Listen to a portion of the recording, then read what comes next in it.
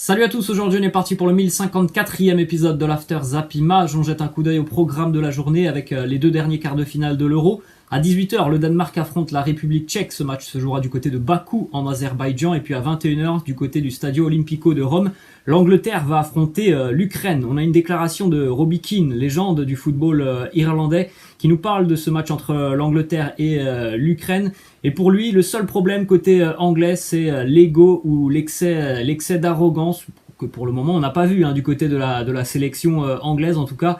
Il pense que Gareth Southgate va devoir vraiment préparer mentalement ses troupes pour affronter l'Ukraine et surtout pour ne pas sous-estimer la sélection d'Andriy Shevchenko. On enchaîne les amis avec les informations qui concernent les deux matchs de la veille avec notamment cette affiche entre la Suisse et l'Espagne. La Suisse, tombeur de l'équipe de France au tour précédent, est encore une fois allée jusqu'à la séance des tirs au but. Malheureusement pour la Nati, l'issue n'a pas été la même que face aux Bleus. Une séance des tirs au but complètement ratée par la sélection suisse avec justement beaucoup trop de ratés.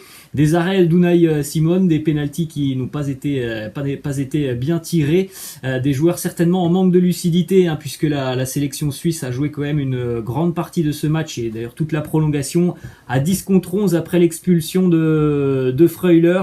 L'Espagne a outrageusement dominé dès lors que la Suisse a été réduite à 10 contre 11. Les buteurs de cette rencontre dans le temps réglementaire, Xherdan Shaqiri côté suisse et du côté de la sélection espagnole, c'est encore une fois un CSC, Denis Zakaria, qui marque contre son camp. Les statistiques de cette rencontre: 8 tirs à 28 pour l'Espagne, 10 tirs cadrés pour la sélection espagnole. Alors la majorité de ces tirs cadrés de la sélection espagnole sont arrivés, comme on l'a dit, après l'expulsion de Freuler. Les Espagnols ont fait le siège du but suisse.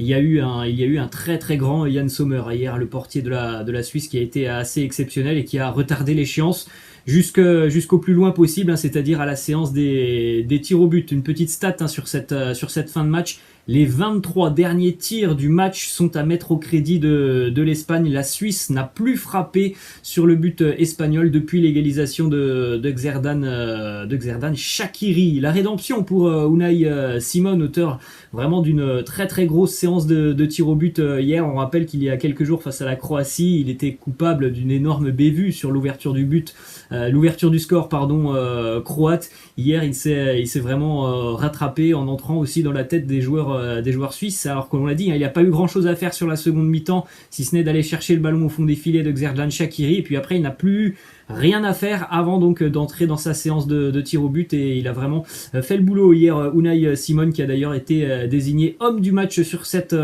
rencontre. Mais en conférence de presse, Unai Simon a tout simplement dit que il pense que c'était plutôt mérité pour Yann Sommer d'obtenir ce trophée d'homme du match. Yann Sommer, qui, on l'a dit, a réalisé 10 arrêts hier face à l'Espagne, donc un très très gros match pour le gardien suisse. Voilà, Unai Simon a reconnu que son adversaire aurait certainement mérité ce trophée d'homme du match. Ensuite, l'Espagne est donc qualifiée pour les demi-finales de l'Euro, et l'Aurora retrouvera l'Italie, qui s'est aussi qualifiée hier. L'Italie invincible sur cet Euro, 5 matchs, 5 victoires pour la Squadra Azzurra. C'est d'ailleurs un record dans l'histoire de la compétition. L'Italie a remporté 5 rencontres consécutives à l'Euro, égalant la meilleure série de victoires pour une équipe dans la compétition. Déjà le record était aussi détenu par la France et les Pays-Bas, mais aussi la République tchèque, donc record égalé pour l'Italie. Autre statistique sur la Squadra Azzurra, qui, on le sait, sur une série aussi absolument folle, c'est le 32e match sans défaite pour les hommes de Roberto Mancini. Record toujours pour la sélection italienne. Plus les matchs passent, plus le record est hallucinant du côté de la Squadra Azzurra. Ils ne sont plus très très loin maintenant du record mondial détenu par le Brésil et l'Espagne. C'est absolument hallucinant. Victoire hier pour la Squadra Azzurra face à la Belgique.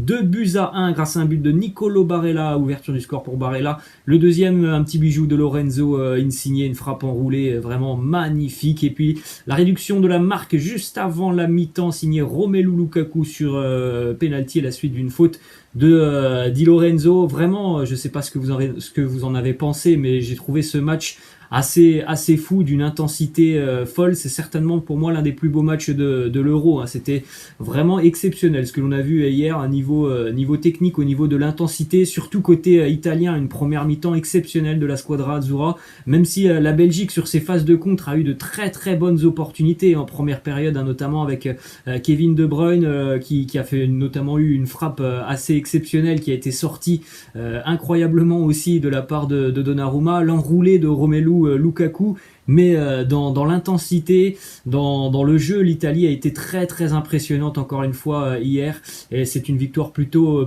logique, hein, pour la Squadra Azzurra face à cette sélection belge. Les statistiques de cette rencontre: 14 tirs à 10 pour l'Italie en termes de tirs cadrés. La sélection belge est juste devant, 4 à 3 pour la sélection belge. La possession en faveur de l'Italie, puisque on l'a dit, hein, sincèrement, c'est l'Italie qui a pris les choses en main, comme elle le fait déjà depuis que Roberto Mancini est arrivé. L'Italie prend les choses en main, elle impose tout simplement son jeu sur le terrain, et c'est donc cette sélection belge, hein, hier, qui a dû encore une fois opérer en contre, comme ça avait été le cas un petit peu face au Portugal il y a quelques jours. Une petite statistique aussi sur l'Italie et la Belgique. Hier, on avait deux équipes qui s'affrontaient, qui étaient actuellement sur une série de 15 victoires consécutives Euro, donc l'Euro de cette année, plus les matchs de qualification. 15 pour l'Italie, c'était 14 pour la Belgique. Donc hier, voilà, il y a eu un vainqueur, et c'est l'Italie. C'est un record d'ailleurs, hein, pour la Squadra Azzurra, nouveau record avec donc cette 15e victoire consécutive, tout match confondu, dans l'Euro. Ensuite, l'Italie aussi offensivement très impressionnante, hein. Il y a eu pas mal de bonnes situations côté italien hier. L'Italie a déjà inscrit 11 buts à l'Euro en 2020, c'est un record sur une même édition de la compétition. La Squadra Azzurra n'avait plus été aussi prolifique en tournoi majeur depuis le Mondial 2006, mondial qu'elle avait remporté face à l'équipe de France.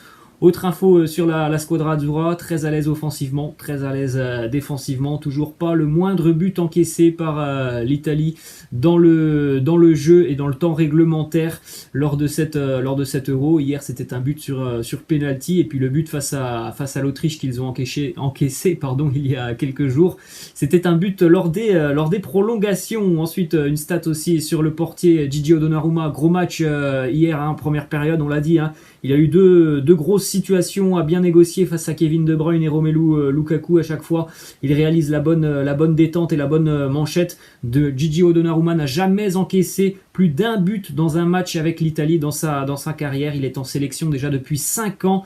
À 22 ans, il jouait hier son 31e match international pour seulement 13 buts encaissés et 18 clean sheets, dont une série de 9 clean sheets consécutifs.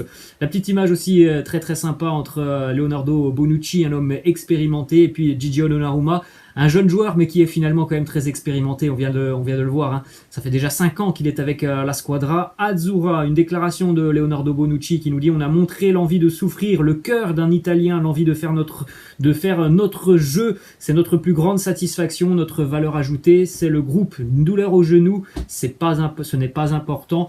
Je passe au-dessus de ça. Ensuite, 110e sélection aussi hier pour Giorgio Chiellini, véritable patron de la défense italienne. Giorgio Chiellini, hier, il a quand même vraiment limité les capacités de Romelu Lukaku. Il l'a collé tout le long du match, Giorgio Chiellini, et on peut le dire, hein, Romelu Lukaku, je pense qu'il n'a pas passé une très très bonne soirée hier. Il n'a pas eu grand chose à se mettre sous les dents, Romelu Lukaku, tant Chiellini a été omniprésent sur le Big Home. Ensuite, une petite scène aussi très intéressante et très drôle que l'on a vue en début de match sur la lourde frappe de Kevin De Bruyne que Giorgio Chiellini a sorti de la tête, hein, sans pression. Giorgio Chiellini qui a sorti cette balle de la tête sans tourner la tête, hein. On a vu cette image avec Kevin De Bruyne tout sourire, Giorgio Chiellini tout sourire, et Giorgio Chiellini qui lui faisait le petit signe: tire plus fort, t'inquiète pas, je serai encore là. Ensuite, les stats aussi pour Marco Verratti, auteur d'une véritable masterclass hier. Marco Verratti, en première période notamment, c'est 21 passes réussies dans les 30 derniers mètres adverses, 23 tentés, c'est plus que tout autre joueur, 6 duels remportés, c'est plus que tout autre joueur sur ce match. 2 dernières passes avant un tir, une passe décisive, un gros match pour Marco Verratti qui a eu vraiment aussi le champ libre puisqu'il était plutôt excentré un petit peu côté gauche, et c'est vrai qu'on a vu que côté gauche italien c'était quand même porte ouverte en première période, côté gauche italien, donc côté droit de la défense belge, le côté de Thomas Meunier où il y avait pas mal de problèmes en première mi-temps. Ensuite une statistique côté belge pour le jeune Rennais Jérémy Doku qui a réussi hier 8 dribbles contre l'Italie. C'est un record pour un joueur U20 sur un même match en tournoi majeur depuis qu'Opta analyse la compétition, donc depuis 1996 et 1980, ça n'est jamais arrivé dans l'histoire d'avoir un joueur aussi jeune réussir tant de dribbles sur un match. Il a fait un super match, Jérémy Doku, hier. On enchaîne avec une déclaration du sélectionneur italien Roberto Mancini qui nous dit: nous avons mérité de gagner, les joueurs ont été fantastiques. À la fin du match, nous avons eu du mal, mais nous sommes restés très sérieux en défense. Nous aurions pu marquer un 3e but. C'était un match très ouvert. Il est vrai que, je ne sais pas ce que vous en avez pensé, mais sincèrement, ce match, il a été très ouvert. Je ne m'attendais pas à ce genre de rencontre hier. J'ai été très surpris et très agréablement surpris par la qualité et l'intensité de cette rencontre. La continuité de la déclat de Roberto Mancini nous dit: nous avons juste souffert en fin de match, nous avons débuté le match pour chercher le maximum de ce que l'on pouvait faire. La route est encore longue pour nous. Ensuite, côté belge, déclaration de Thibaut Courtois qui nous dit: on savait que les Italiens étaient très forts. C'est une équipe de grande classe avec beaucoup de pression vers l'avant. Donnarumma fait un excellent arrêt en début de match sur Kevin De Bruyne. Cela se joue à des détails, mais globalement, nous n'avons pas assez fait sur ce match. L'objectif était d'avoir la possession au milieu de terrain et de leur faire mal sur les ailes. Nous n'y sommes pas parvenus. La saison a été longue pour tout le monde. Il y avait peut-être un manque de fraîcheur. On l'a dit, cette sélection italienne, elle est très impressionnante aussi dans ses phases de pressing. La Belgique a été vraiment en souffrance sur la première période. Heureusement qu'ils ont quand même réussi à négocier quelques phases de contre-attaque d'une belle manière, la sélection belge. Mais voilà, dans le jeu, ils ont quand même beaucoup souffert hier, les Belges, face à cette très belle sélection italienne. Ensuite, la déclaration de Kevin De Bruyne qui a annoncé déjà hier qu'il ne jouait pas à 100%. Pourtant, ça ne l'a pas empêché quand même d'être plutôt à l'aise. Il nous dit: nous sommes bien sûr déçus, mais il faut être lucide. On savait que ce serait un tournoi difficile car il y avait beaucoup d'éléments et de paramètres qui ont joué contre nous. La blessure d'Eden Hazard, le forfait de Timothy Castagne dès le premier match, Axel Witsel en manque de rythme. On a eu trop de problèmes pour être à 100%. Bon, après, voilà, c'est le cas pour la Belgique, c'est aussi le cas pour d'autres sélections. L'Italie aussi a eu des blessés. Quasiment toutes les sélections ont eu des blessés après cette très longue saison. Il a aussi reconnu, Kevin De Bruyne, que l'Italie avait été tout simplement meilleure sur cette rencontre.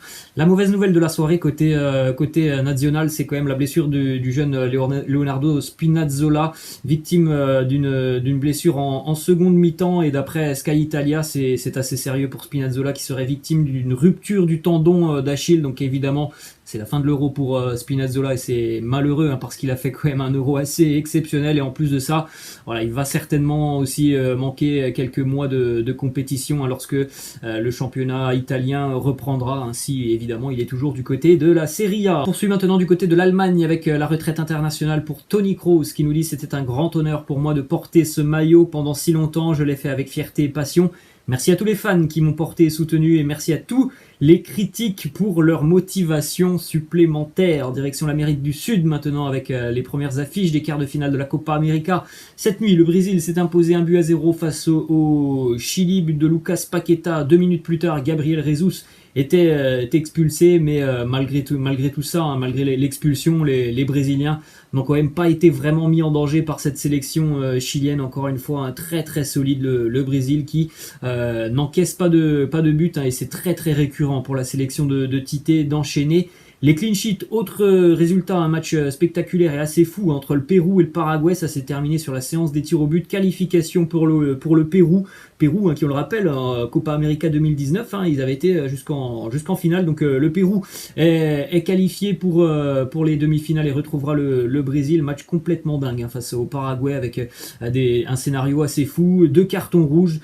C'était assez chaud. Ensuite, les amis, on enchaîne avec les 10 cracks qui seront en fin de contrat dans 1 an maintenant. Donc là, il y a quand même de très jolis noms dans cette liste, et évidemment, on le sait, s'ils ne prolongent pas, ils partiront partiront gratuitement dans un an. Vous avez par exemple dans cette liste, évidemment, Kylian Mbappé, Leon Goretzka, Cristiano Ronaldo, Lorenzo Insigne, Paul Pogba, Ansu Fati, Camavinga, Dybala, Varane, Ousmane Dembélé. En ce qui concerne Kylian Mbappé, on en avait parlé, il ne souhaite pas prolonger son contrat avec le Paris Saint-Germain à l'heure actuelle, mais il souhaite continuer avec le PSG jusqu'à la fin de son contrat. Il veut honorer la dernière année de son contrat, donc on est tout simplement dans ce que l'on vient de voir, c'est que Kylian Mbappé pourrait partir libre dans un an. Et évidemment, ça c'est surtout pas ce que le Paris Saint-Germain souhaite voir sur ce dossier Kylian Mbappé. Ensuite, on enchaîne du côté de Paris et ça concerne aussi le FC Barcelone. Information qui nous vient du quotidien AS, ça a été confirmé par Foot Mercato. Le PSG est toujours très intéressé par Léo Messi. Le PSG a même transmis une offre à l'entourage de Léo Messi, donc c'est-à-dire à son papa. Son papa d'ailleurs garde toujours des contacts assez souvent avec le Paris Saint-Germain. Du côté du FC Barcelone, le président Joan Laporta a rencontré hier Javier Tebas, le président de la Ligue espagnole. L'avenir de Messi au Barça en dépend puisque le Barça est confronté à une limite de la masse salariale qui conditionne le salaire qui pourra être proposé à Messi pour son nouveau contrat.